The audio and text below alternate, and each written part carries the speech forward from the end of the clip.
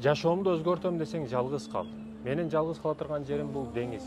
Ар дайым келип ушинтип кара чайды айтып, ушул деңиз менен сүйлөшкөнгө аракет кылам. Оператор балдар тартат.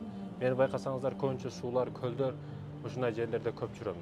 Себеби ушундай өзүң жалгыз калып жашоого бекер келген эмесмин. Бекер өлүп кетишим керек эмес. Чоң өзгөртүүлөрдү кылышым керек, тарыхта калышым керек деген ойлор менен деңизди караңыздар, урматтуу мекендешим, сүйлөшөсүң.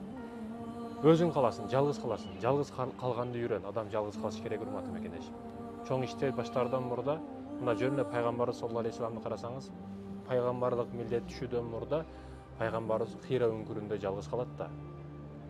Мен жөн келген эмесмин дүйнөгө. Мага өтө чоң вазифа келип атат. Буга даярмынбы? Урматтуу мекендешим, ойлонушуң керек, ойгонушуң керек. Эмне үчүн көлдөр, деңиздер менен сүйлөшөм? Себеби мен күтпөгөн жоопторду берет булар. Өтө көп жоопту берет. Мен ушинтип карап, терең ойлонуп, көлгө, деңизге карап, өтө көп жооптор алам. Өзүбүздө көлгө барам.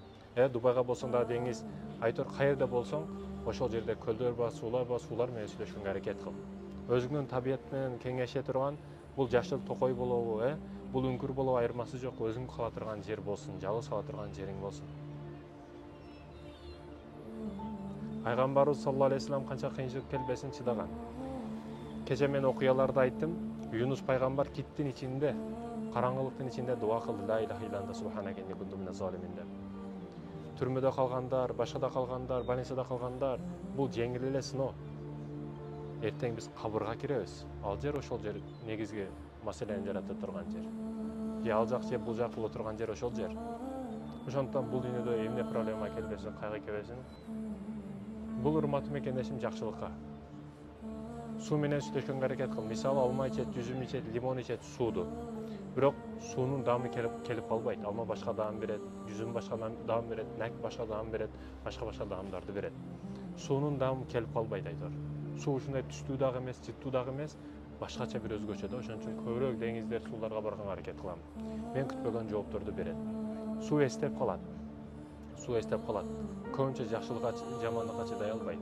Ошондуктан да цунами болгон учурда, талкалаган учурда, баягы деңиздин жээктеринде, пляждарда адамдар сулайып мындай жаткан абалда өлүктөрү табылат да. Суу чыдай албайт, биздин жамандыктарыбызды көтөрө албайт. Ошондуктан мен ушинтип келип деңизге айтам сырларымды, хикматтуу жол проблемаларды башкаларды, бул өтө көп мага жоопторду айтат. Сенин дагы бир табият менен сүйлөшө турган чектиң, ордуң болсун. Ал суу болсун, ал деңиз болсун, ал токой болсун, ал үңкүр болсун, ал өзүңө байланыштуу маселе. Пайгамбарыбыз бекеринен үңкүрдө жалгыз калган эмес экен да. Деги эле пайгамбарларга милдет түшүүдөн мурда ошентип жалгыз калган. Бирөөлөр тоодо, бирөөлөр үңкүрдө, бирөөлөр деңизде. Ошондуктан сен дагы жалгыз кала турган, жалгыз калыш керек адам болот мекендешим. Жалгыз кал.